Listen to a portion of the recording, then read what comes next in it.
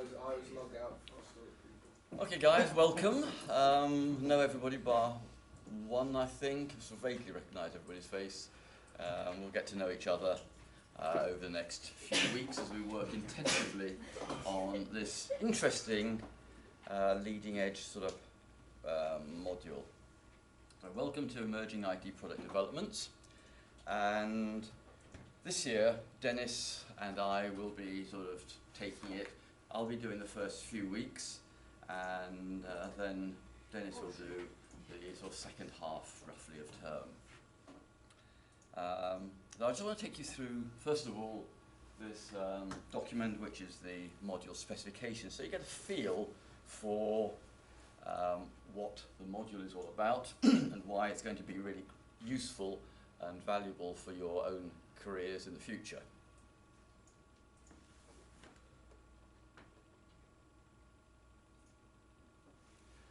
I'm not going to read out all of the module description, this sort of section here, but what we're really looking at is the major developments which we're seeing in the use of technology, IT, computing, various different types of products doing various different sorts of things with lots and lots of data coming from literally everywhere. And what we're now discovering is that it's not so much just getting one single big system, an analytic system from SAP HANA or SAS or IBM like Cognos and SPSS, but it's about collecting data in all sorts of different forms and then plugging and playing different components to do different things in a stream of processing until you get to the end point, which is I've got some really interesting insights because I've analysed the data, I've connected it to different things, and here on a dashboard or some sort of interactive interface, I can see some fun things. And you might think of things like Google Earth with the way that you can create journeys, you can create tracks that'll navigate you around interesting parts of the world. You can record all of your photos in Google Earth, you can connect them together and sort of show your friends, I went to here and this is my first photo and here's my next one, and you just create a little KML type of file, or it does it for you, that allows you to show your friends how you've navigated through the terrain. Or you can connect, as was done last year, I think it was, and I can't remember whether I've shown you the little video of the way that a company pulled together, using a whole range of products, the ability to capture data from powerboats, the top-end powerboats that do open sea racing at 100 miles an hour, collect all the data off the engines and all of the equipment that's on the boat, and with cameras so you can see live from inside the cockpit and on the bow of the boat looking backwards, and all be streamed through the cloud to the engineers on shore, and then from there connected with maps, a bit like Google Earth type of thing, and then connected into the TV system so that you can actually see, we can see what's going on in the race, so 3 miles offshore at 100 miles an hour when water is like concrete and you're bouncing and bumping and shaking things together, and yet we can then, as the audience, the spectators, can see what's actually happening, whereas if you were there in person, the boat is somewhere in the distance, a little dot. If you're out on the water, hoping to see them, you just go boom, and nothing. But here, by mashing up everything together, the engineers know what's going on, they can filter out the most important highlights and show it, feed it back to the crew, feed it to the race officials, feed it to the TVs, and hey, fantastic. Or in something completely different, in the so-called smartish cities or smart cities, you can connect maps to data on potholes, for example. You can actually get people to report potholes using the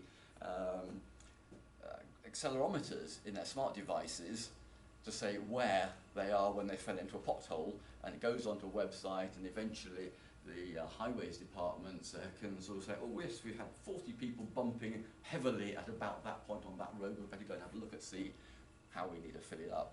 And so there's all sorts of lovely things that you can do.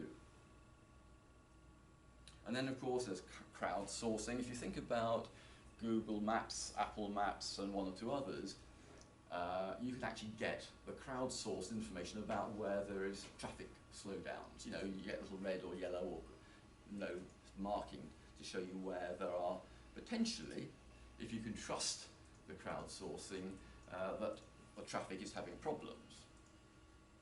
Although that's a little bit iffy, and I remember doing one check a while ago around Christmas, and just come out of a conference that University of Derby was running down in London by one of the stations there in the hotel, and I was looking at the traffic and there was a red line all the way along the road in front of me, and I was looking at this completely empty road.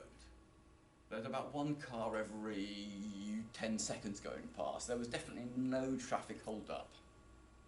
So why it was showing red there was kind of interesting.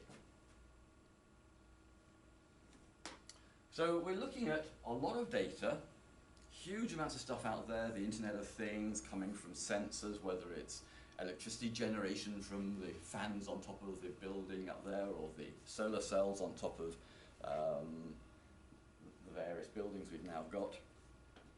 All around the world you can get that sort of data. All sorts of other things are now streaming data into the internet that we can connect up to. And if we're really clever, we can actually start gaining some rather interesting insights into what's going on out there. So what we're trying to do with emerging IT product development is to give you the opportunity, A, to explore and research in the usual fashion with my modules, to find interesting stuff out there that relates to this general topic, to write an article about some area that really captures your interest over the next 4 to 5 weeks. Is this database? No. So the first part, so part of this is to do some research to find an interesting area that you kind of captures your interest. And then the second part of the module is really learning how to pull the stuff together from various data sources and use a whole range of rather interesting products that IBM provide for us that you will have completely free access to, and you'll be able to capture your data and then do various things, and then you will show us how you've done it, and we'll be in here or to wherever we are next, and you'll be giving presentations at the end of term, the last week of term, and you'll see the spec of that in another week when I've finished refining it so it's achievable and fun. So you're going to put into practice this stuff, and more you're going to find that jobs out there are going to require this ability to find data, clean it up, stream it through perhaps your analytical tools in various different plug-and-play sorts of ways, and then come up with a really interesting analysis from which you can tell a really great story about what this data, these systems are telling us about something. Something that makes life better for us, something that can help us understand the way that the world really works. There are two of these things called module learning outcomes. You're aware of what they are, why they're important, because they provide you with a checklist that allows you to make sure that your learning has actually helped you to meet these two things, which you're going to assess in two different assignments. So the first part is about the critical thinking, the research, finding information about what's going on out there with all of these amazing new technologies which can help us to do something really fascinating. And then we want you to critically evaluate a chosen set, and you've all got the opportunity to choose those things that are really interesting to you. So I'm not going to set you a single narrow thing. You're going to choose, as always, the focus of your research. And then you'll write a little article that meets that. And then be able to identify and apply some of these emerging technologies to something valuable and real. But while doing that, it's not just about the technical skills of doing it and the plug and play side, but we want you to actually justify why you've made those choices. That is far more important than the technical ability to plug things together. So you will discover that although you're going to build an interesting set of gadgets and so on with interesting data and etc., etc., but what we're really looking at in terms of the assessment of the second part of the thing is your reflection and critical thinking and justification of the steps you've taken in terms of requirements and so on and so forth. This is a list of that'll help you to think about some of the topic areas that you might want to research. We're not necessarily going to spend week after week after week going through each of these topic areas. Next week is actually the only week where I'll be talking a little bit about some of these, just to give you pointers for your research.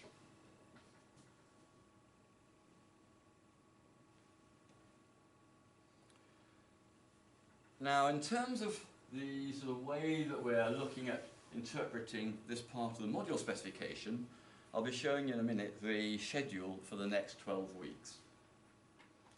And we've got 2 hours in here, basically a seminar where it's very much related to giving you some ideas, opportunities to do some sort of coordinated research, small discussions, bigger discussions, so maybe in pairs or threes or whatever, on a particular important question, and like always, go find lots of interesting sources that you build your working bibliography with. A short sort of discussion followed by a bigger discussion with the whole group, with any important issues being brought out by me or by Dennis. And then the next big question and repeat. The second part, from 11 o'clock till 1 o'clock, is the workshop, and that's where we'll be working with you as you develop your assignments, the one-to-one discussions which you find, I think, fairly helpful. So that, we've got, at the moment, there should be about 10 or 11 or 12 of you guys. So between us, we'll be able to spend 5-10 minutes with each of you during the workshop session, and maybe during the seminar sessions as well, there'll be time for individual stuff.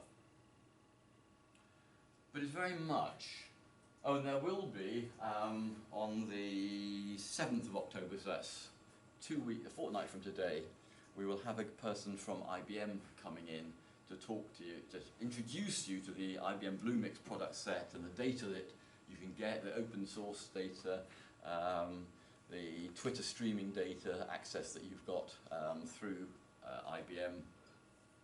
He'll help you set up your own personal IBM academic account so that you can get access for a year for free to all of these products. And he'll also give you, introduce you to the 30 or 40 different chunks of things that do things for you for the 4 hours on the 7th. So ideally, every single one of you and all the rest of your colleagues need to be here on the 7th. Otherwise, you really will find life very difficult for the rest of term, because from the rest of term will be very much related to the whole 4-hour session, to you researching and developing and connecting things together, and then developing that presentation at the end of the term, which is what the majority of your mark will come from.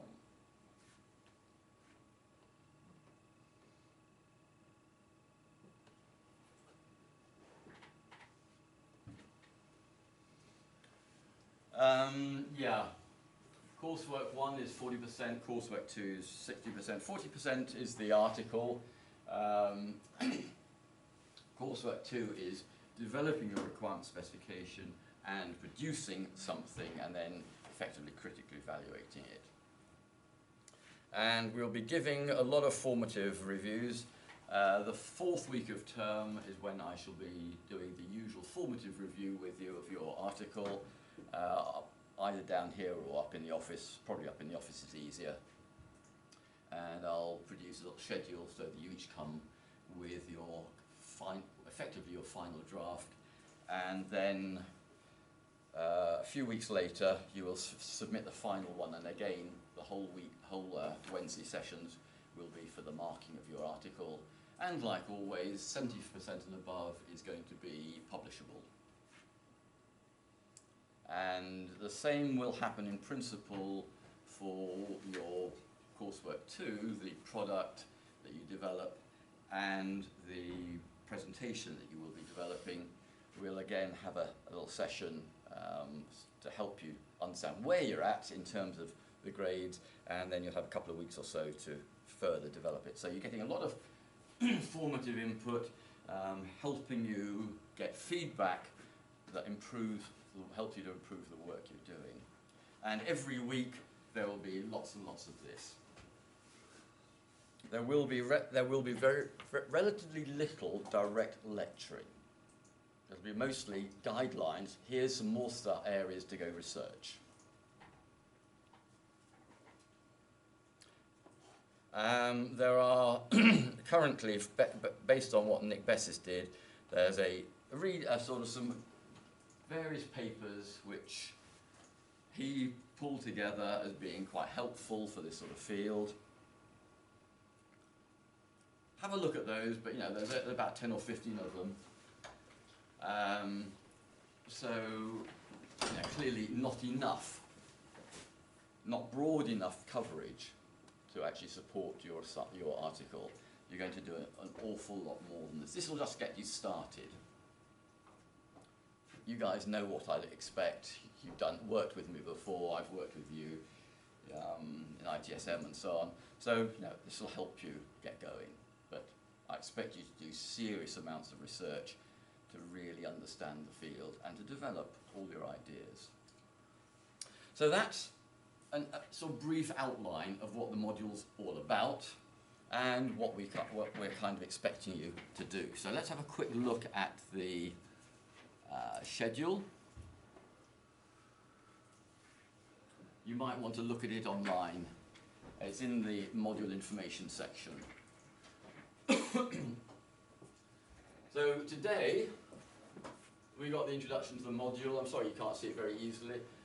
Next week, web services, grids, clouds, and all sorts of other things. There'll be, again, a little brief expose of a whole range of these products, the types of things that are necessary to give you a foundation for where you're going to go. The 7th of October is IBM will be coming, as I said, to introduce you to this thing called Ibm Bluemix and all of the products and things that are there, the capabilities, and introduce you to how you begin to A, get access to it, and B, how to connect from one thing to the next thing as you build your processing stream.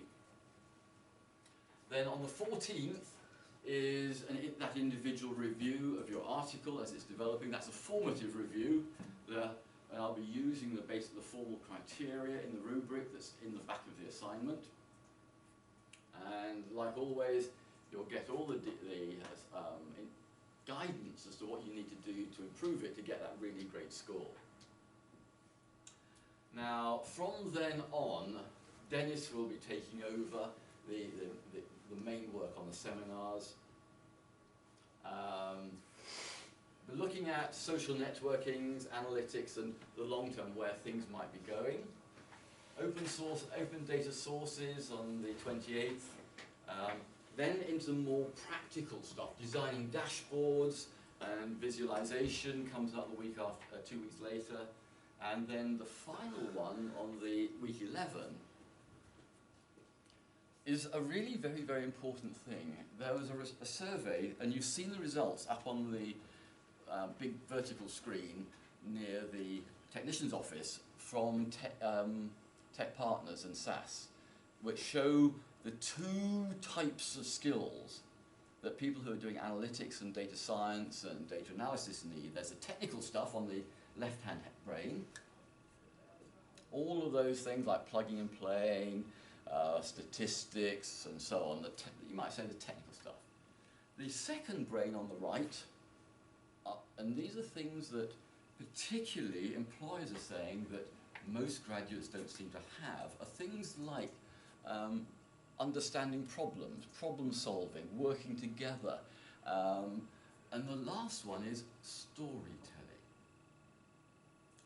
Because if you don't, if you've just got some statistics and presented beautifully on a dashboard, many people will just stand there or sit there. The managers you're trying to tell or trying to help make their decisions need to be guided with an understanding and an interpretation of what that means in their language, so they can really take in what's going on. And we call that storytelling.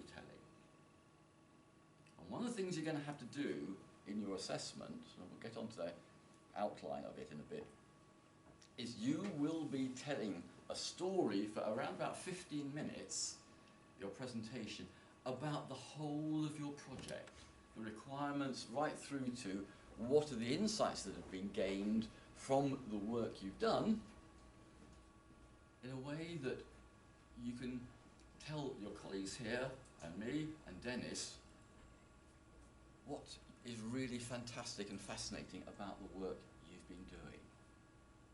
So storytelling is really, really important. It's one of the things that most techies and geeks can't manage, which is why they stay as people hidden away down over there, and they don't necessarily get into positions of influence. But storytelling is critical. And then week 12, again, no lectures, no seminars, no anything, just all together sharing the results of all the work that's been done this term. And then in the workshops, pretty much, as is usual, you're going to be working together in little groups, lots and lots of opportunity for you to ask questions and get guidance from Dennis and me in ways that will help you to achieve those really great scores that you're capable of getting. The ones that are going to really surprise you. And so quite a bit is about developing your article focus. And we may, I mean, these are only indicative. These ones are kind of a bit set in stone. These are what we're going to be inputting. But whether we actually do developing the article focus next week or whether we start doing it this afternoon in an hour or two's time, these are going to be a bit flexible. Other than the coursework one review, the final assessment, and so on, where there's a project review or assessment, those are set in stone. So that's the kind of basically where I think we're going, where you're going to be going. As always, our role is not to teach you facts or answers. Our role is to give you the questions, so prompt you to think.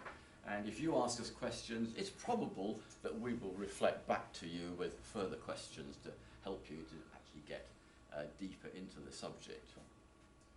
And as David Evans has sort of been discussing with me and one or two others over the last week or so about a master's module that he's just won, one of the things you need to remember is that that first level question that you come against is probably not really the right question.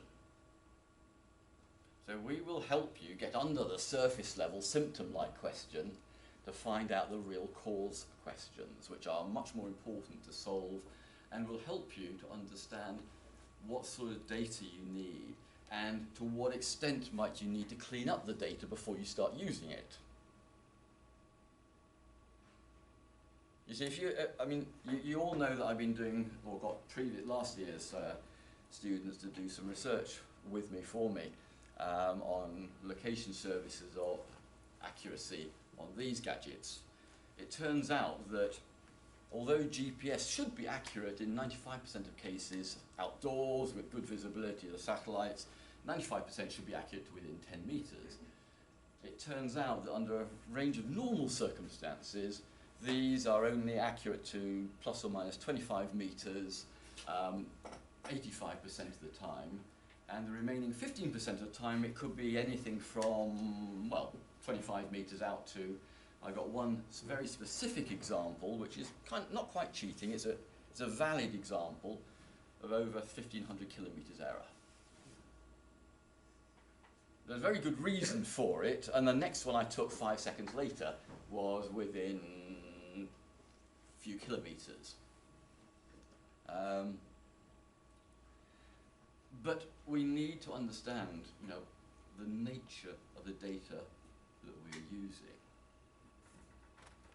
So these are all the sort of things where we'll be reflecting back at you questions about your understanding of the data, about understanding the technologies, the tools that you're going to be using, your understanding of how you integrate them, and so on. So questions, not answers. So having covered those two areas, the overall outline of the module and how it's going to run, any questions so far? Or is it as clear as mud? Crystal clear. Oh, better still. I like that. Excellent. So what I want to move on onto now is the assignment, which I see quite a few of you have already got. This is rubbish. This is seriously rubbish. No, I don't want to do that. No, not that. So how do I make it bigger? Go away.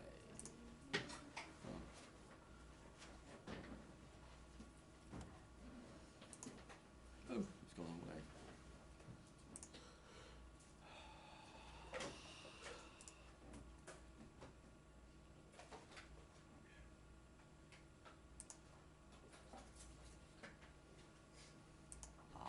There we are.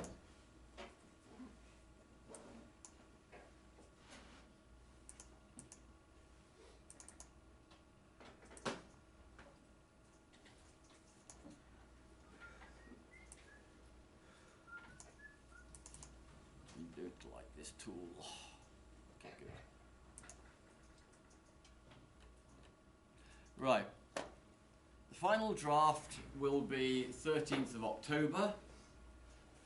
Final submission the evening of the 10th of November so that we can have the reviews on the 14th and the 11th. Usual stuff here, the rubbish at the top. Right, context. I guess you've got it available to you there so you can read it. I'll have it here so I know what I'm talking about.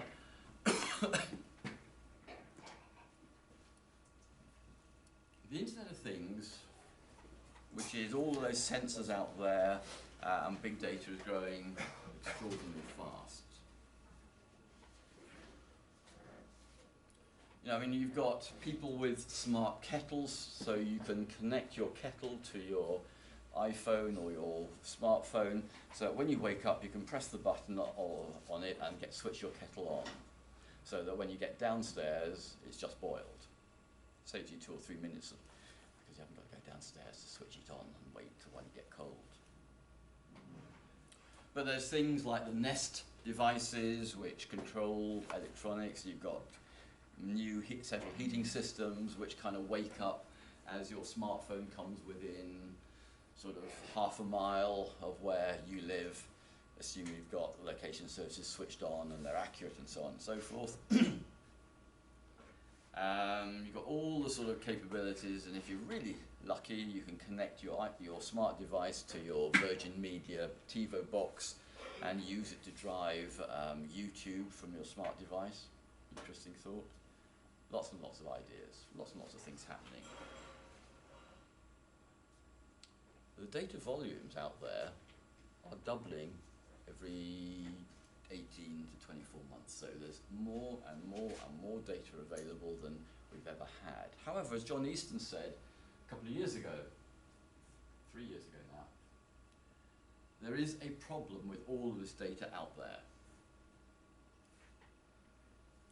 for around about 80% of all of this data that's out there on the cloud, big data, Internet of Things, is of uncertain veracity. In other words, we don't really know which bits are right, which bits are about right, or enough right in the context of what we're asking, the questions we're asking, and which bits of data are perfectly accurate. So John Easton is not saying 80% of the data is wrong. He's saying we don't know how much we can trust all of that data. And that's kind of problematic. And if you're in the UK and we now know that these gadgets are only accurate within around about, a good day, 25 meters, okay, I'm probably on, and you then connect my sort of report of potholes through the accelerometer on there to maybe the city council's collator of data about potholes, you will probably be able to find the right road that's being reported on. But you may not know whether it's at this end of the road or that end. You'll have to go and have a look. If you start getting errors of 100 or sort of 50 to 100 yards or more, you may be on the wrong road if it's across the roads.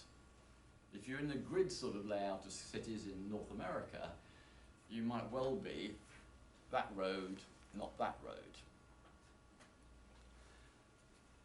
So there are some interesting consequences and implications of this veracity problem. By the way, next term, when you're doing information security assurance or enterprise systems, whichever you choose to do, it doesn't really matter which you choose, we developed the V's of big data, and over the last couple of years, your predecessors have taken the standard big data V's from 3, volume, volume, velocity, and variety, up to 14 V's. Those first 3 are definitional. Essentially, the other V's are all questions that you posed yourself in terms of governance. We'll talk about that in SI and CG as well, because that's kind of part of the governance question, is the big V's of data, which drive all sorts of interesting questions about how you think about governance of information systems and technology and so on.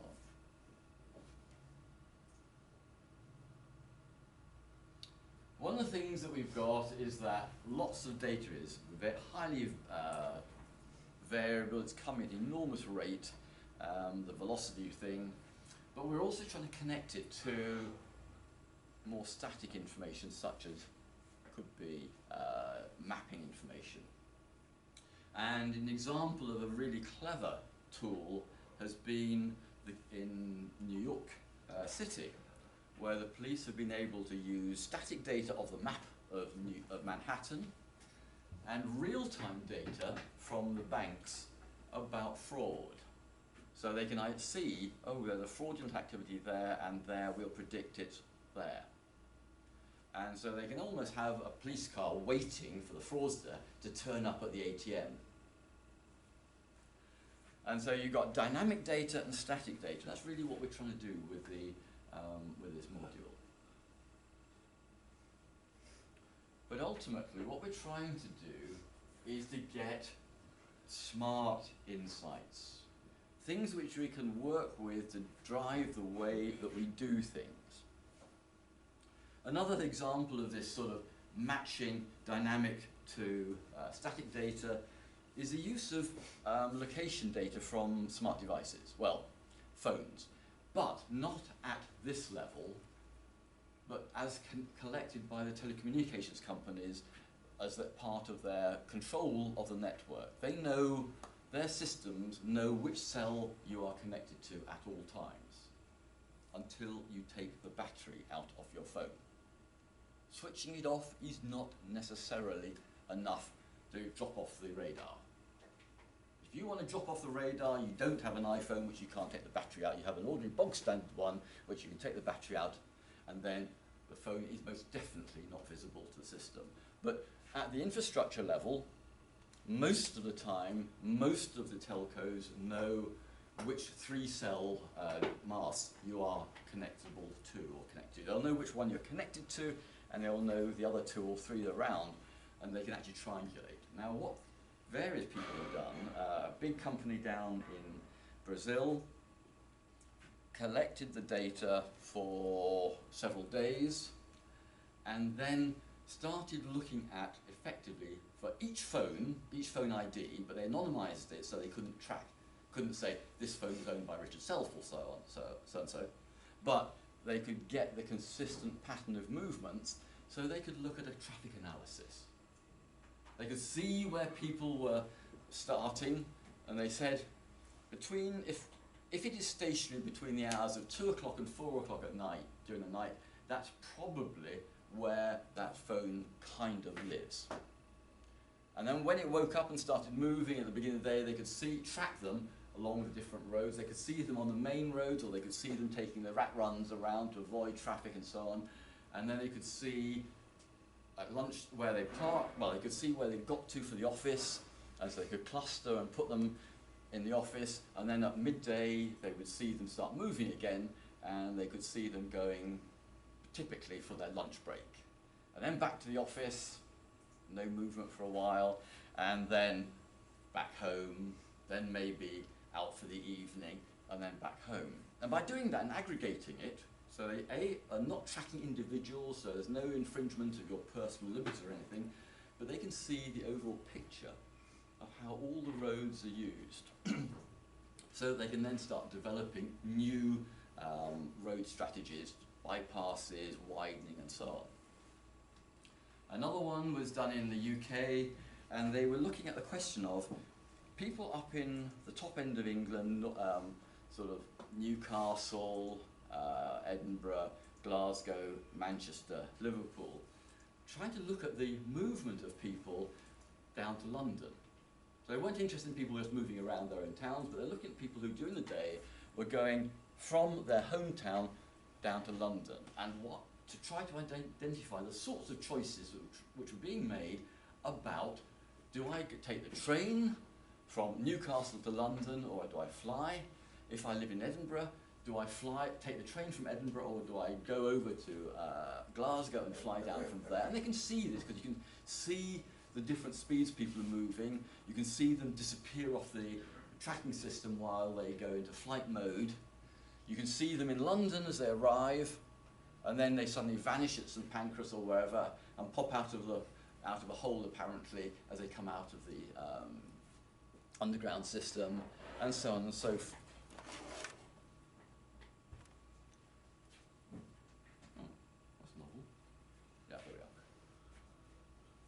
So there's all sorts of magical things you can do in terms of these. And of course what they were trying to do with that was try and identify patterns of behaviour of people as they travel long distances, to see about the choices in aggregate that they were making about travel by car, up and down the motorways, by train, or by plane, among others.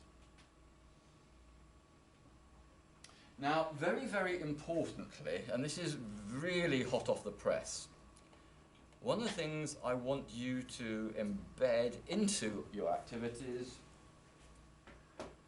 are these principles from the Data for Humanity project that's just being started this year. If you go to that, I'd encourage you to go to that link, read the whole page at the Frankfurt University Data for Humanity page, and look at these 5 principles about using data, big data, in the analytics that you're using. Principle 1, do no harm. Principle 2, use data to help create peaceful coexistence. Principle 3, use data to help vulnerable people and people in need. 4, use data to preserve and improve natural environments. And 5th, use data to help create a fair world without discrimination. Now, if you feel that you can fully subscribe to that for your future career, then I would encourage you, from that link, sign up. At the moment, there's about 520, 550 people have signed up. And the two guys, Robert Zakari and I forget who the second one is, are very keen that if they get more than 1,000 people signing up, they will then formally set up an organisation called Data for Humanity, promoting these across the world. I think these are really very interesting. I think they are actually very valuable. And I want you to embed these in your choices of projects that you, and articles that you're going to be doing in this module. And particularly in relation to those three, go and have a look at the link for data kind. I've given you the link there to the UK chapter. I'll see if we can get someone from there to come and give us a talk over the next few weeks. I've heard talks by the guy who runs, one of the most influential people running DataKind, and he's really very, very, very interesting indeed. A guy called Jake Porway. And they do some amazing projects. They're not paid for projects. They're projects undertaken by volunteers, people like you and master's students in analytics and big data, by practitioners in business, maybe some of the SAS experts or the IBM analytics experts. They come and try and solve problems, particularly for third world places. And they've done some amazing projects. You'll see, if you go to the .org level rather than the chapters, you'll see all sorts of interesting projects that they've undertaken to apply these principles to actually helping people by using data which, first look, you wouldn't have imagined could have been quite so valuable, but they are incredible what they've done. So have a look at those. And when I finish, I think the most important thing will be for you to go and have a look at those two links for a little while. See what you make of it all. The article will be a 4-page report using the Springer LNCS template. Did you use the IEEE or LNCS for your ITSM? You used IEEE. Well, that was an evil template, wasn't it? Yeah. The LNCS one is a little bit easier. Did you use that last? You've used that, haven't you, Miroslav? Yeah. It's a little bit easier to use. But like all of these templates, it's probably simplest to work in an ordinary Word document to begin with, and then just copy-paste it into the LNCS template a bit later on. So for 40%, and you need to start working on this today, as soon as you can, because you haven't got very long. But then it's only a little baby article, but we want to publish them as well. So some topic in a broad area of technology and data integration to develop smart insights. So it's all about, how do I get from, I've got an interesting question, how do I get a really valuable answer? That's what this module is all about.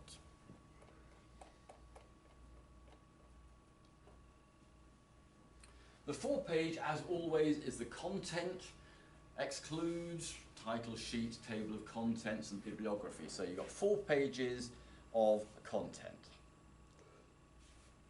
And as always, that is 4 pages plus 0 lines. So you must not exceed those 4 pages for the content.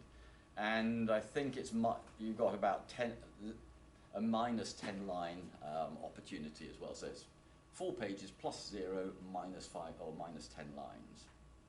Otherwise you lose quite a bit, but you will see.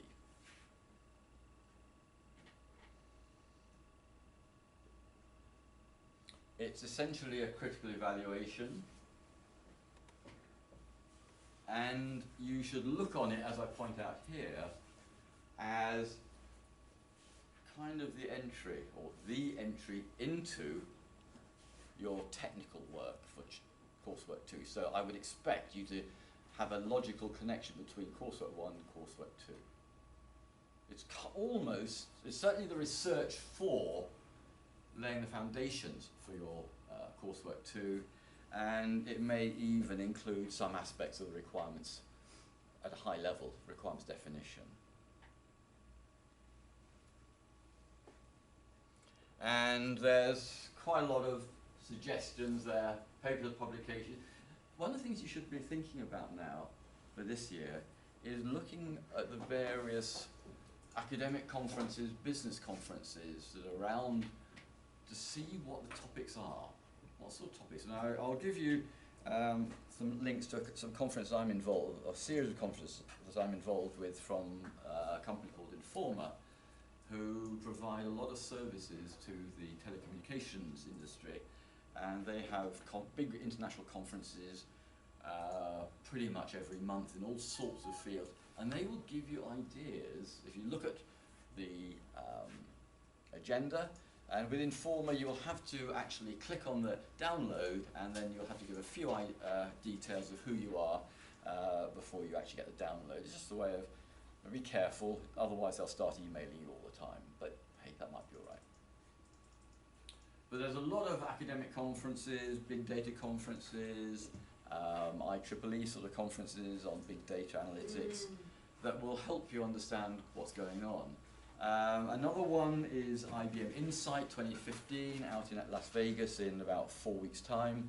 Have a look at the program for that. There's 12,000 people going to Vegas for that conference. There's 50 or 60 parallel sessions of presentations by people who are gaining insights around the world in all sorts of sectors of industry. There's another one at the same time, again in Las Vegas, the SAS Analytics 2015, where a lot of practitioners are giving presentations about the things that they're doing using SAS. Just to name two, because I should be there at that time. That's the week of the last week of October. There's another one the week after, Location and Context, which is where I should be the following week, giving a presentation there. Again, lots and lots of ideas that are really leading edge research and actual practice.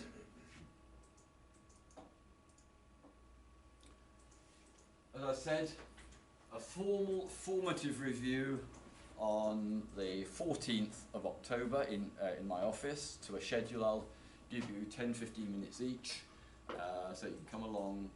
You will have submitted that draft on Turnitin, so we can actually I can annotate it, so you'll then have a permanent record of the comments that I've made, and I'll give you the feedback on the form as well, the extra bits. And then you will have until midnight Tuesday, the 10th of November, to submit it to Turnitin. Well, actually, as long as it is in Turnitin by the time you turn up in my office, that's okay. Given that Turnitin takes a little while to do the similarity assessment, you'll probably find it best to put it in during up to about midnight, so it's properly processed by the time you come to see me and Dennis. But you will bring a copy of your assignment on a memory stick, because it's quicker for us to read it on the screen in Word than in the document reader of Turnitin, which is tedious and slow and not very good.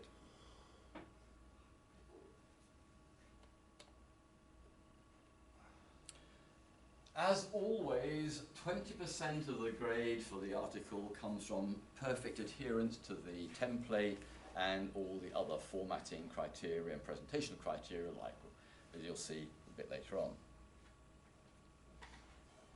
The usual things like a title and attribution, that's your name, the university you're at, and your email, or both of your email addresses, your personal one and your university one. The personal one will not be published It will be extracted during the editorial process for those that are published, but it's part of a means of me being able to keep in touch with you into the future, because your Unimail address tends to fall apart after a little while. And many of your predecessors don't seem to look at their Unimail addresses after they've sort of finished their work, so we can't communicate with you unless you put a redirector on it until it dies.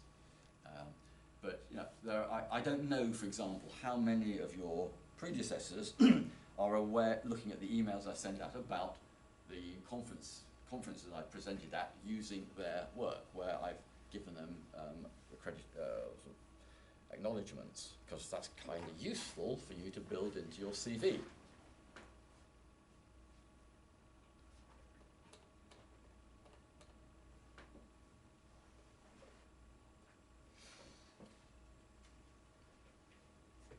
So here is 20%, like you've got for ITSM, that is money for old rope if you actually do it properly.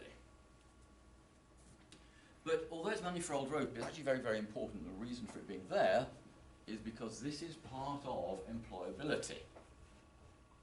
Now, those of you who are out on jobs with a job last year, presentation was quite important with your written work, wasn't it? You had to follow the template perfectly, didn't you? Yeah.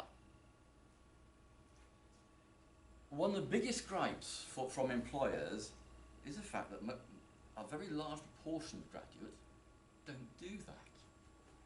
They can't cope with the idea of good presentation. They can't cope with the idea of spelling checking and grammar checking. The things that Word does for you quite naturally, if you want it to.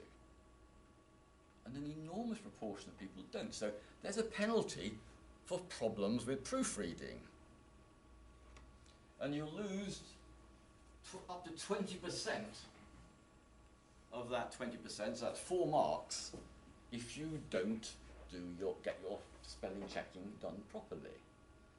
And that means you've got to be intelligent, because Word doesn't always work out whether you're using the right spelling in the right context or the wrong spelling in the right context.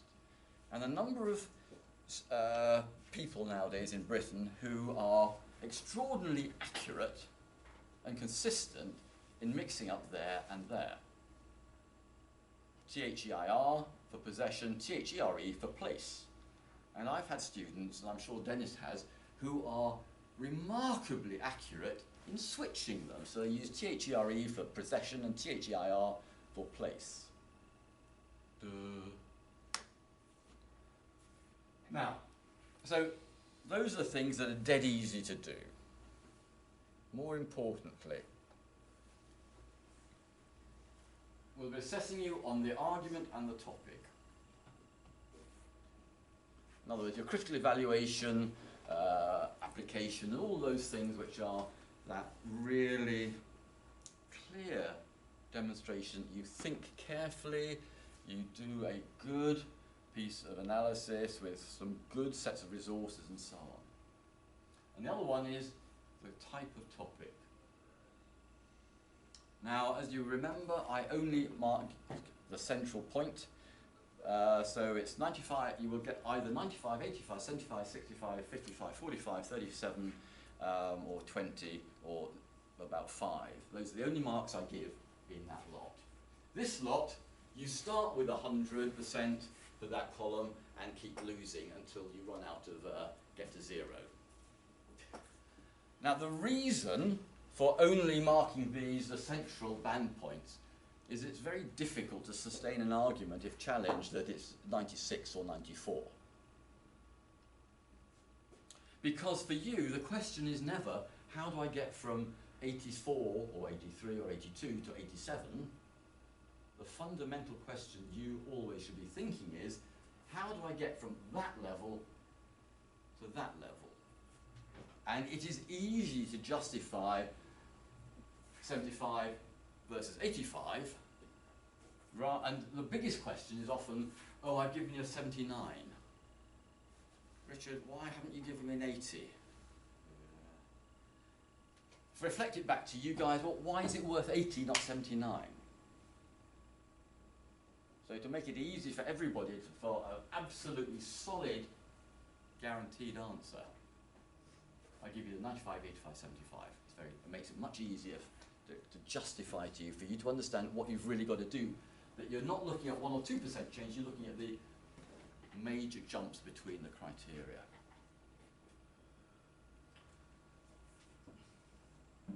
These will help you and help me and help Dennis to give you the advice to improve the quality of the way you're doing your analysis and your communication. This one is about the choice of your topic. And what we're looking at here is if you were presenting this, or if I were presenting this at a conference, would it be going to a sort of university research conference, the sort of thing we have here in Derby in January or February time, and we get lots of PhD students presenting their research and some of the academics research, but locally? Or is this at a national workshop, a national conference? Which means it's the step higher in terms of novelty, in terms of the quality of the analysis, and the interesting and valuable insights that are gained.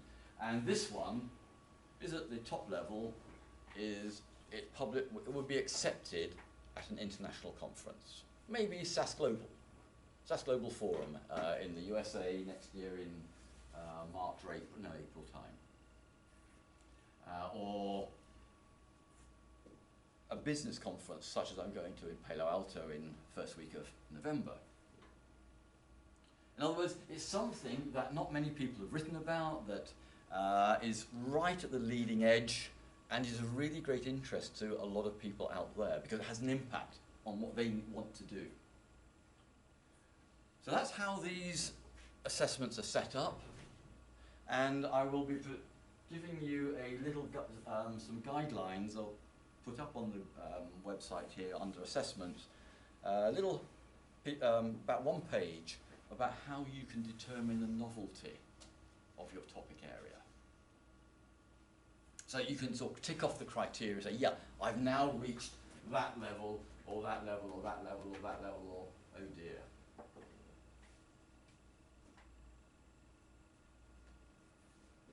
And one of the interesting things about the formative review leading to the final review, in other words, the one in the 13th of October versus the 14th of November, what's happened over the last 3 years, and again, I'm applying analytics to the data I capture while I'm assessing you guys, is that formative review leads to an improvement of round about 15% in your grades on average. Now, part of it is because there are some silly trivial problems over here, but we also get improvements on the actual topic and argument and side as well.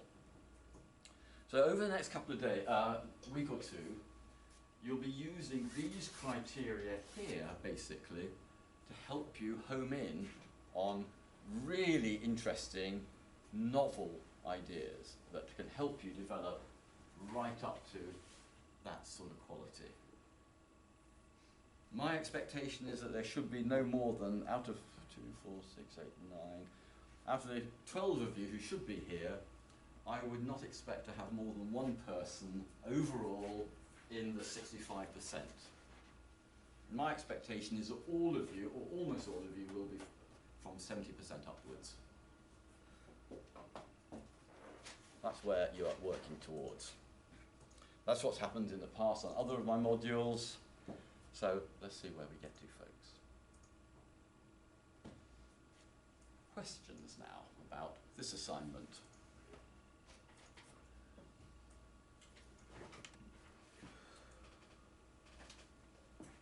Again, clear as crystal.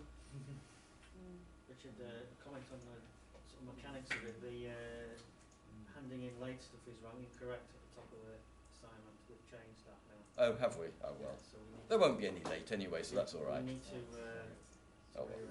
rearrange that. I'll just sort of dump, extract that and put the new stuff in. So, anything else? Do you feel challenged by that, or is it excitingly interesting? Bit of both. Oh, well, that's the point about the third year, isn't it? Is that you're learning to be stretched even more than you have been in the past. It's a gear change, serious change of gear. Okay, I think we'll finish there of the sort of general stuff. So what I want you to do is start thinking about that. I'll find the novelty one and put it up onto the assignments thing so that you can now start, have a look at those links I gave you, start thinking about data kind, the type of projects there, start finding over the next half an hour or so some really interesting ideas that can help you. Static and dynamic data. That's really what the challenge here is. Okay, folks, go to it in the usual way.